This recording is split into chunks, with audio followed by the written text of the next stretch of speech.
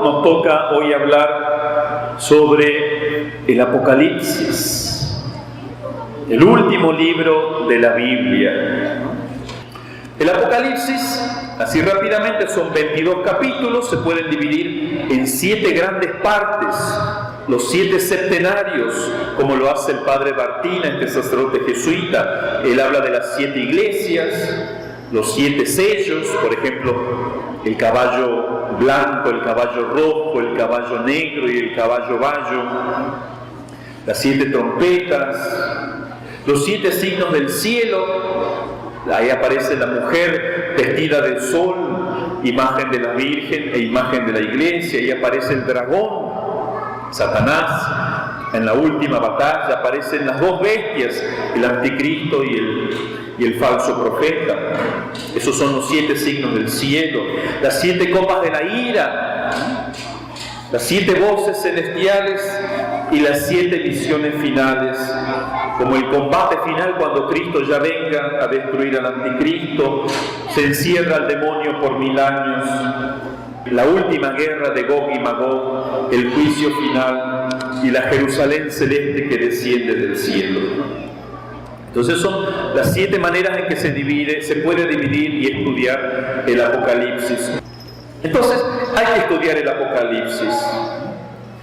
¿Para qué estudiar un libro incomprensible? Dicen algunos. No, el Apocalipsis no es incomprensible, es difícil, sí, es difícil. Es un libro oscuro porque está lleno de profecías. Las profecías tienen una parte oscura. Gran parte del Apocalipsis ya se ha interpretado, aunque todavía quedan muchas otras cosas oscuras que interpretar. Por ejemplo, en el Apocalipsis al final se habla del milenio, cuando el demonio se ha encerrado por 1000 años. ¿Qué es ese milenio? Lo sabremos cuando se cumpla, como dice Bossuet. Una profecía se va aclarando a medida que se acerca su cumplimiento. Lamentablemente muchos católicos, incluso sacerdotes, dejan de lado el Apocalipsis. No se comprende, dice, es inútil estudiarlo. ¿Cómo Dios va a inspirar en la Biblia algo inútil, algo que no se comprenda? Por eso no caigamos en el error de aquellos que dicen, por ejemplo, no, que el Apocalipsis no es profecía sobre los últimos tiempos, o ya se cumplió el Apocalipsis, o es un poema filosófico. No es así. Ni caigamos en los errores. Hay muchos que deforman el Apocalipsis. Dicen, no, el anticristo en realidad son todas las fuerzas del mal que están actuando en el mundo. No es que va a haber un hombre malvado que va a venir y va a haber una última persecución. Claro que va a haber una última persecución y un hijo del demonio. Bueno, Renan decía, el anticristo ha cesado de alarmarnos. Nosotros sabemos que el fin del mundo operará por medio del frío en centenares de centurias, cuando nuestro sistema no tenga más poder para reparar sus pérdidas y el planeta haya agotado los recursos de los senos del viejo sol para proveer a su curso. O sea, y este es católico, Renan, supuestamente dice que el fin del mundo el mundo se va a ir enfriando poquito a poquito, apagando, como cuando uno se muere de viejito. No, error, ¿no? Mucha gente cuando escucha hablar del Apocalipsis dice, me da miedo pensar en el fin del mundo, porque el Apocalipsis habla sobre eso. Pero no podemos dejar de pensar en el fin del mundo, especialmente con tantas catástrofes que ocurren, tantas amenazas de guerras, de enfermedades. Y todos queremos saber dónde va a acabar, a dónde va el mundo. Necesitamos saber. Por eso Cristo nos enseñó la verdadera escatología, o sea, cómo va a terminar todo. Cristo nos enseñó la verdadera escatología. ¿Por qué? Porque si no, nosotros inventamos falsas escatologías. Así dice el gran pensador Joseph Pieper: cuando la gente abandona la escatología cristiana, inventa escatologías mitológicas. Por eso tenemos que leer y estudiar el Apocalipsis y todas las profecías que hay en la Biblia sobre el fin del mundo, para contrarrestar a la literatura falsa, al falso Apocalipsis que vemos continuamente en libros, en las películas, en los planes de los gobiernos. Y estas falsas escatologías son absurdas, tienen cosas absurdas, por ejemplo, como que el tiempo es reversible. ¿Cuántas películas que uno puede viajar en el tiempo al futuro o al pasado? Es algo imposible, metafísicamente imposible. Bueno, todos estos fantasciencios son naturalistas, no creen en Dios ni quieren explicar nada con Dios. Ellos dicen que todo lo que va a ocurrir en el futuro, bueno o malo o terrorífico, va a ser solo obra del hombre o de habitantes de otros planetas. Por eso tantas películas con seres extraterrestres que los pintan de 40 o 50 modos diferentes, monstruosos. Y Dios no tiene nada que hacer, dicen ellos, a menos que hacer al hombre un superhombre. Solamente quieren ver a Dios en eso, deificado en el hombre. San Pablo por eso dijo: en verdad os digo que en los últimos tiempos surgirán hombres peligrosos. Y San Pedro dice que estos hombres peligrosos despreciarán las Escrituras, o sea, la Biblia y el Apocalipsis, y adherirán a cuentos de viejas, dice San Pedro, el primer Papa. Por eso, el único antídoto verdadero contra estos falsos profetas es el Apocalipsis. Incluso si ustedes se fijan en las religiones antiguas, paganas, tienen un serio problema, y es que ignoran el fin. Por ejemplo, hablan de la lucha entre el bien y el mal, pero no saben cómo va a acabar todo. El egipcio Hermes, él prevé el fin del mundo, que va a ser una gran catástrofe por el fuego, cuando la religión haya sido retirada. Pero él no sabe lo que va a pasar después, no prevé la parusía. ¿Y qué es la parusía? La parusía es la gran verdad del Apocalipsis. Parusía es una palabra griega que significa la llegada de un rey a una ciudad, sobre todo una llegada inesperada. Por eso la parusía habla de que Cristo va a venir por segunda vez como rey, ya coronado, no como en Belén el niñito tierno, sino lleno de poder y de gloria y de terror para sus enemigos. Va a venir por segunda vez sin avisar. Sin avisar, ¿no? ¿Y que esto es una teoría? No, es un dogma de fe que hay que creer, que es segurísimo, ¿no? Está en la Sagrada Escritura y está en el credo. Nosotros lo rezamos en el credo todos los domingos. ¿Qué pasa? El mundo moderno está enfermo, tiene una enfermedad mental, y es pensar que Cristo no vuelve más, o al menos no pensar en eso. Entonces el mundo moderno no entiende lo que está pasando actualmente. Dicen que la Iglesia Católica, el cristianismo, fracasó. Entonces inventan nuevos sistemas fantásticos y atroces para salvar a la humanidad. Incluso van a dar a luz una nueva religión, están trabajando en eso. Quieren construir una torre de Babel que llegue hasta el cielo. Quieren reconquistar el jardín del Edén, pero con las solas fuerzas humanas. Niegan que Cristo va a venir, por lo tanto niegan que Él es Rey, niegan que Él es el Salvador, niegan que Él es Dios, niegan que hay Dios. Entonces el Apocalipsis, el mensaje que el Apocalipsis nos trae, La esencia, porque no nos da tiempo para analizar capítulo por capítulo el Apocalipsis, es nos enseña cómo va a ser el fin del mundo. ¿Cómo va a ser el fin del mundo? El mundo, primero nos enseña el Apocalipsis, que no va a continuar desenvolviéndose indefinidamente, ni tampoco va a acabar por esas casualidades, mala suerte, chocando con una estrella monstrenca. Tampoco el mundo se va a terminar por desgaste de sus fuerzas naturales, sino que el mundo se va a acabar por una intervención directa de Dios. En realidad va a ser doble. La humanidad se va a suicidar y Dios la va a resucitar. O sea, las catástrofes que se narran en el Apocalipsis son un suicidio en realidad. Son producidas no por Dios, porque Dios no creó la muerte ni destruye nada de lo que Él hizo, sino que las catástrofes apocalípticas son creadas por la misma demencia del ser humano. Entonces, el fin del mundo va a ser a la vez una catástrofe y a la vez Dios que va a intervenir para resucitar, transfigurar la creación. Por eso nosotros enseñamos que el fin del mundo va a ser como un parto. La mujer cuando va a dar a luz siente que se muere, dolores horribles, así será el fin del mundo, horribles dolores de muerte. Pero luego nacerá nuevamente Cristo y su iglesia. Bueno, ¿qué dice el Apocalipsis? ¿Está cerca o no el fin del mundo, la parusía?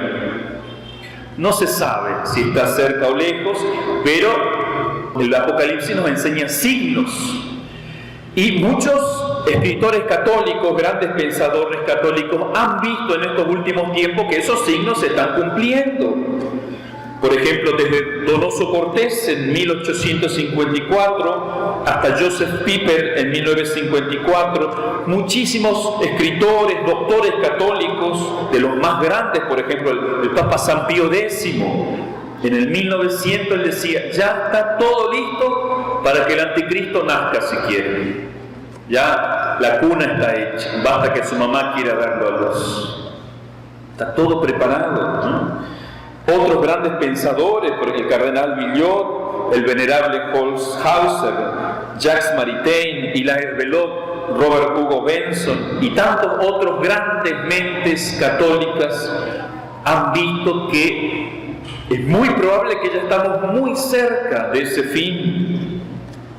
Claro, pueden equivocarse, pero más se equivocan aquellos que dicen el fin del mundo, faltan miles de millones de años.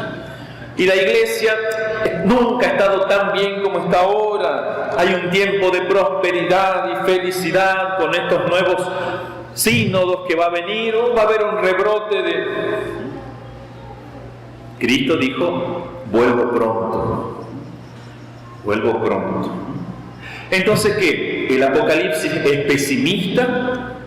No, el cristianismo nunca ha sido pesimista, pero tampoco nosotros somos los optimistas ciegos de ese progreso indefinido.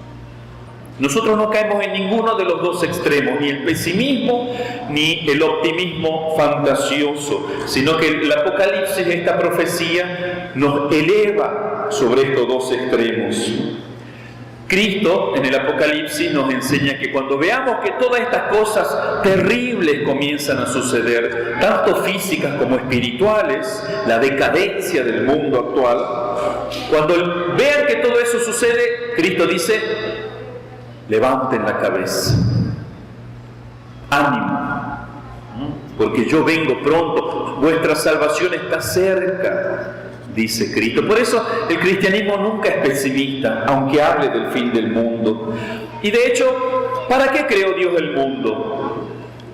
Para que lleve algún día a salvarse, a su perfección.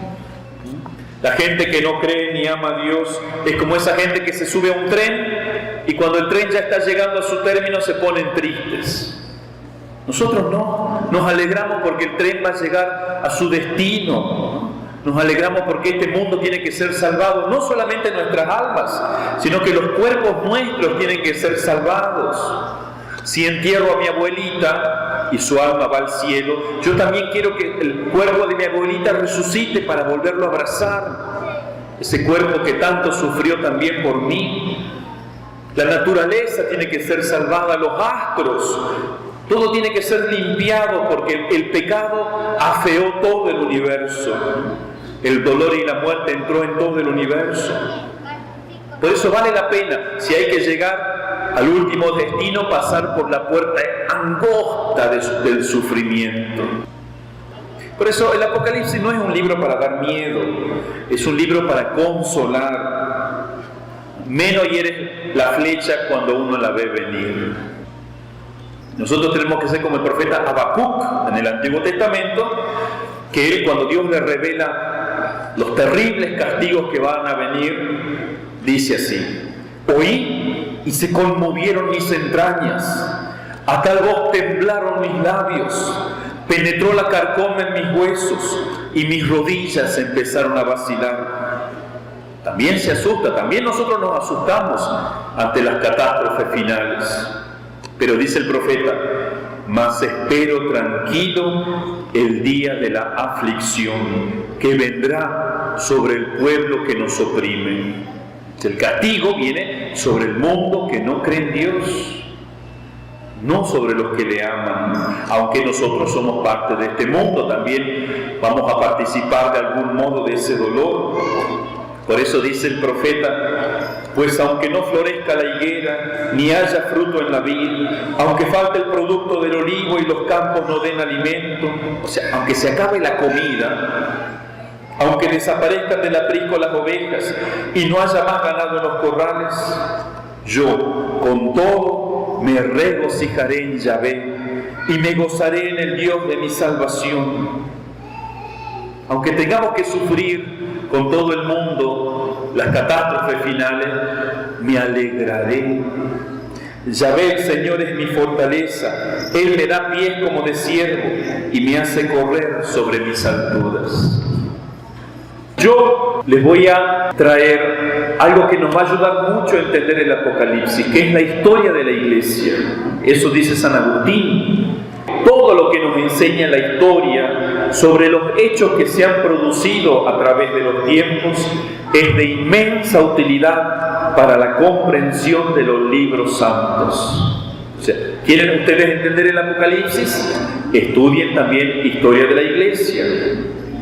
En el canal católico de la Biblia, el canal de YouTube, hemos publicado tanto una serie de meditaciones sobre el Apocalipsis, como también estamos publicando un curso de historia de la Iglesia. Ya vamos por el video número 16.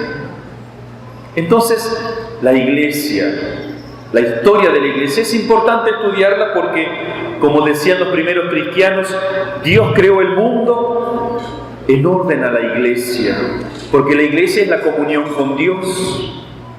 Y Dios creó el mundo para unirse Él con los hombres. Por eso el mundo se va a acabar cuando sea completado el último hombre que va a ser salvado. Por eso es importante estudiar la historia de la Iglesia. Lamentablemente a nosotros los católicos se nos ha mentido mucho en las escuelas, en los colegios. Se nos ha ensuciado la historia del cristianismo, del catolicismo. Tenemos una crisis de identidad. Nos da vergüenza llamarnos católicos. Incluso en las escuelas se divide la historia. ¿Cómo se divide? Edad antigua, edad media, edad moderna y edad contemporánea. Pero esa división está hecha por los enemigos de la Iglesia, que tienen un gran prejuicio contra la Iglesia. No es algo serio científicamente. Nosotros dividimos más bien la historia de la Iglesia a partir desde Cristo en tres grandes partes. Podemos dividirla: cristianismo, cristiandad y revolución anticristiana. En los apuntes que yo les dejaré, allí encontrarán una línea del tiempo con los acontecimientos más importantes de cada época. Rápidamente, el primer periodo de la Iglesia, cristianismo. Cuando la iglesia nace del costado de Cristo hace 2000 años, comienza el grano de mostaza que Dios siembra en la tierra que es la iglesia, va a comenzar a crecer. Pero el grano de mostaza tiene que morir primero. Por eso comienzan grandes persecuciones a la iglesia. Primero los judíos, que comenzaron a perseguir a la iglesia y todavía la persiguen. Y después el mundo pagano. El Imperio Romano en esa época lleva adelante 10 grandes persecuciones. Se calcula que en los 300 primeros años de la iglesia murieron 7.730.000 mártires católicos matados por odio a la fe. ¿Y quién habla de eso en los periódicos, en la televisión? ¿Quién habla de ese genocidio? Nadie. Nadie.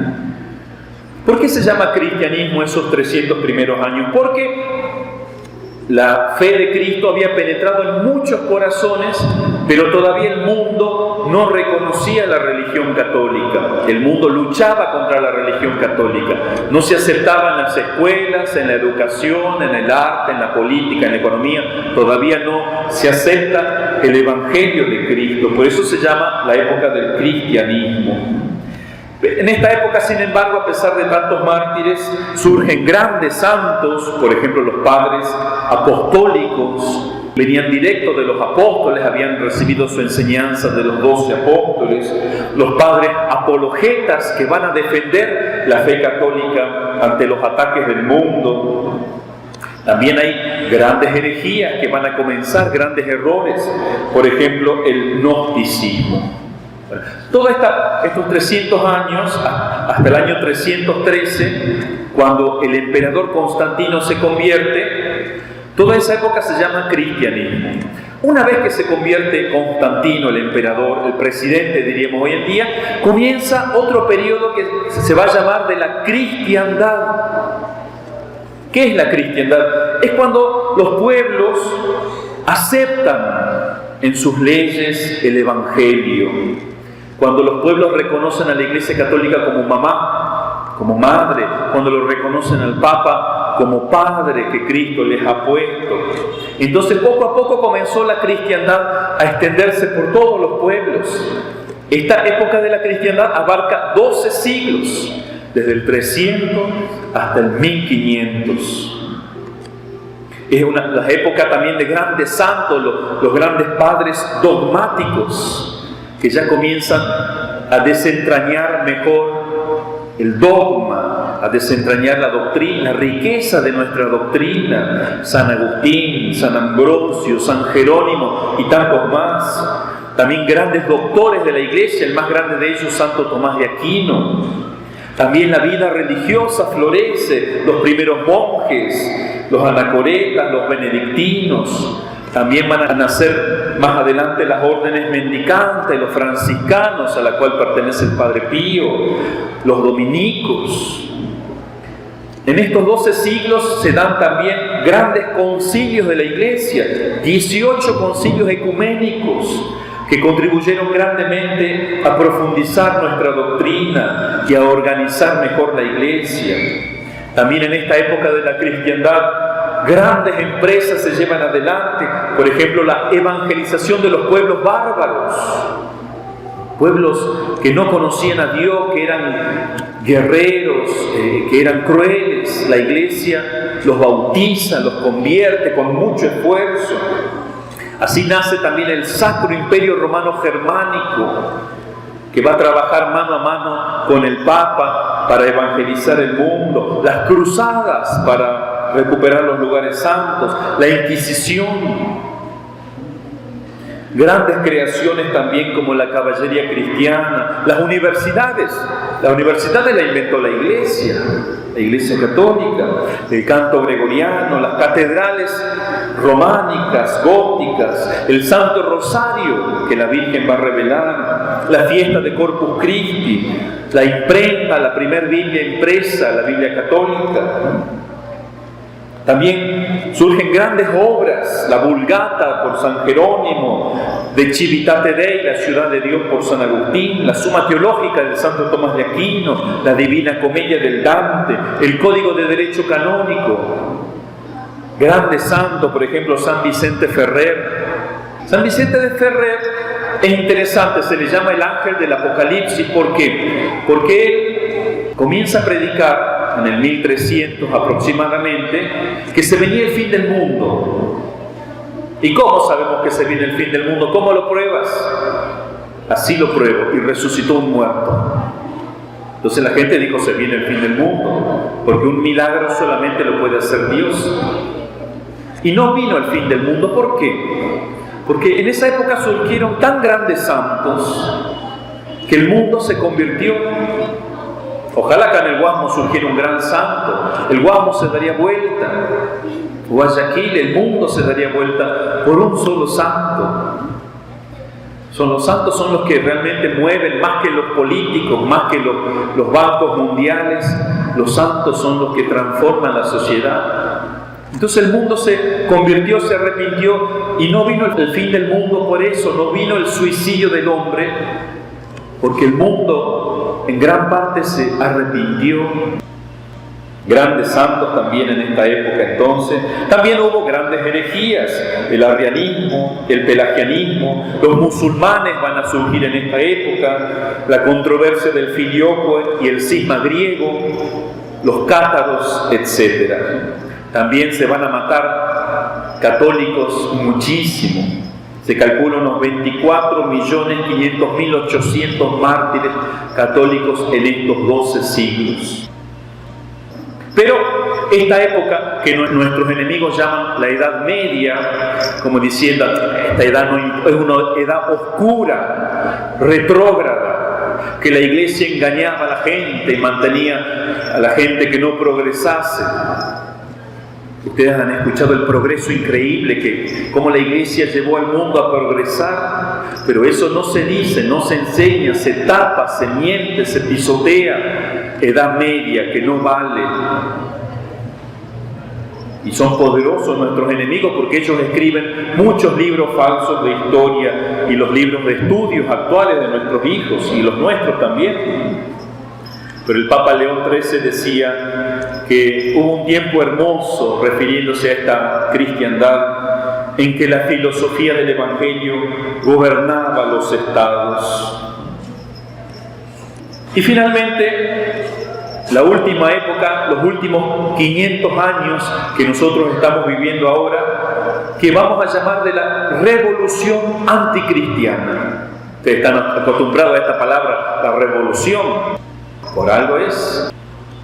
Primero el cristianismo, después la cristiandad por 12 siglos y ahora la revolución anticristiana. Todo comenzó en el 1517, cuando Lutero, que tenía serios problemas espirituales, fue usado por los gobiernos para oponerse a la Iglesia. Entonces, muchos pueblos, muchas naciones se levantaron y le dijeron a la Iglesia Católica: basta, ya no queremos que tú nos gobiernes, somos ya grandes, mayores de edad, hacemos lo que queremos, ya sabemos cómo progresar sin la ayuda de la Iglesia. Como cuando los hijos se ponen adolescentes y le dicen a la mamá, al papá: basta, tú no me educas, yo sé más que tú.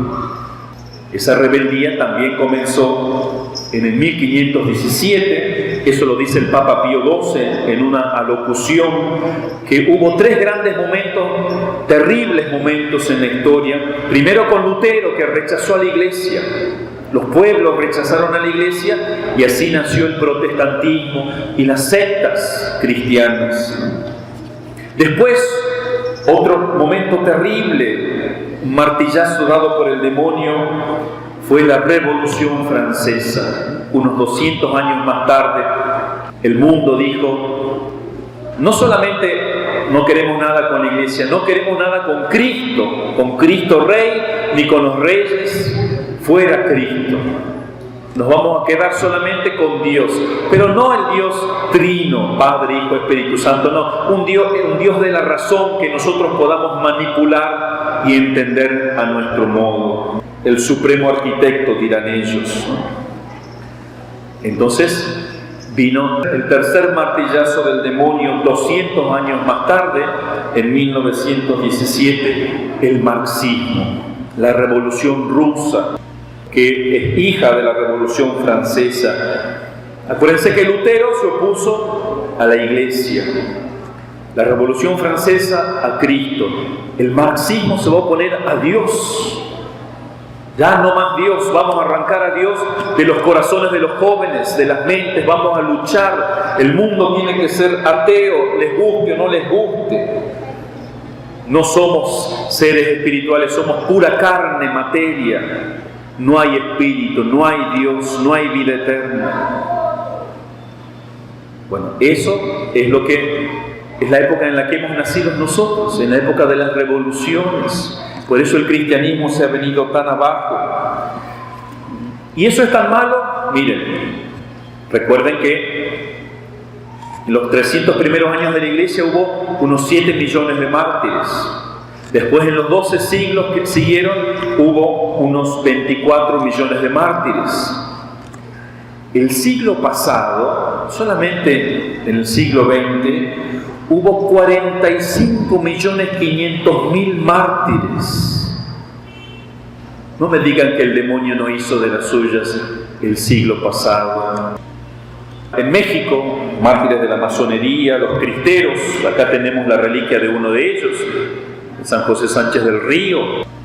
Los mártires del comunismo en la Unión Soviética, en Vietnam, en China. Los revolucionarios de la Guerra Civil Española, del nazismo en Alemania y Polonia. ¿Cuántos muertos también a manos de los musulmanes en África, en Asia? Las herejías que nacieron en estos 500 años, los luteranos, los calvinistas, los anglicanos y todas las sectas evangélicas. El jansenismo, la masonería impulsada por los judíos, el liberalismo, el modernismo, el capitalismo, el laicismo, la usura que hay organizada y el nuevo orden mundial. Es una época terrible en la que hemos nacido realmente. 2 guerras mundiales que tuvimos el siglo pasado y tantas otras guerras. La aprobación del aborto en gran parte del mundo, el divorcio, la eutanasia, la destrucción de las familias con las leyes de género. No me digan que no parece que estamos acercándonos ya a la época final. Entonces, esta época se caracteriza porque los pueblos apostataron de Cristo, la apostasía, abandonaron a la Iglesia, abandonaron a Cristo y abandonaron a Dios. Cristo ha sido expulsado de la familia, del trabajo, del arte, de la milicia, de la política. Y ahora quieren destruir el cristianismo en nuestros corazones.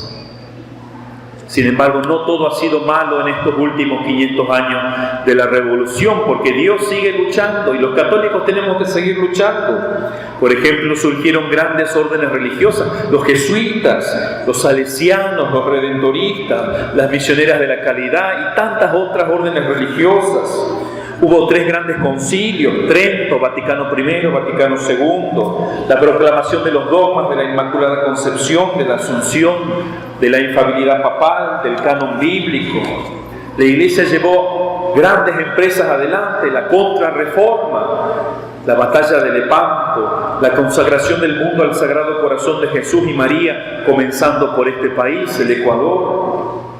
La institución de la fiesta de Cristo Rey, los congresos eucarísticos mundiales, el florecimiento del apostolado bíblico, la evangelización de América. Fue una obra maravillosa de la Iglesia, las misiones jesuíticas. También Cristo se apareció muchas veces, el Sagrado Corazón, la Divina Misericordia, las apariciones de la Virgen, Guadalupe, Lourdes, Fátima, tantísimas otras apariciones, la medalla milagrosa, el Santo Escapulario. Ha sido época de grandes obras también, los ejercicios espirituales de San Ignacio, la subida al Monte Carmelo de San Juan de la Cruz, Santa Teresa de Jesús, Santa Teresita, las grandes encíclicas sociales de los papas. Grandes doctores de la Iglesia, San Juan de Ávila, San Francisco de Sales, San Alfonso María de Ligorio, el Cardenal Newman. Un papa gigantesco como Juan Pablo II, un santo gigantesco como el Padre Pío, incluso un presidente de una vida heroica ecuatoriano, don Gabriel García Moreno, que murió proclamando: Dios no muere. Aunque lo quieran matar, estas revoluciones, a Dios no lo pueden matar. A nosotros nos pueden matar, pero si morimos por Él, triunfaremos. Entonces, termino con esto. El Apocalipsis nos prepara para la batalla final, para la gran catástrofe, pero nos dice: no tengáis miedo, que allí vendré yo a darles el premio. Resistan, aguanten, no caigan en esta revolución, no se dejen arrancar ni a Dios del corazón, ni a Cristo, ni a la Iglesia. Que la Virgencita nos haga siempre fieles hijos de la Iglesia. Benedictum verbum